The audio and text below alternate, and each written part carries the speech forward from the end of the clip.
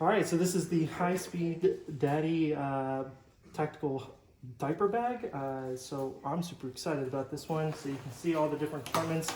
I kind of laid out some stuff that I'm gonna go ahead and just pack in here.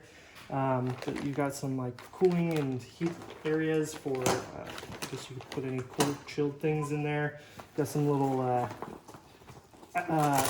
areas to put cables through. So if you wanna, need anything to go through there, you can. It's really nice, high material stuff. You got tons of pouches and areas for all of the different things that you need. You got this here. I'm not entirely sure what every compartment is supposed to, but wipes, as my wife has said. So that's nice. So yeah, it's perfect for a father on the go. So let's go ahead and pack this up.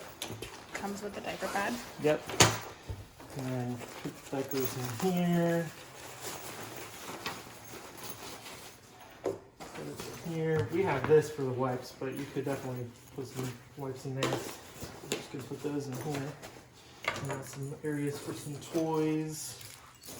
Got some slots for some on-the-go protein. And then we got the compartments for all of the other aspects of parenting. Passies in here. All the other nice things. And let's close that up.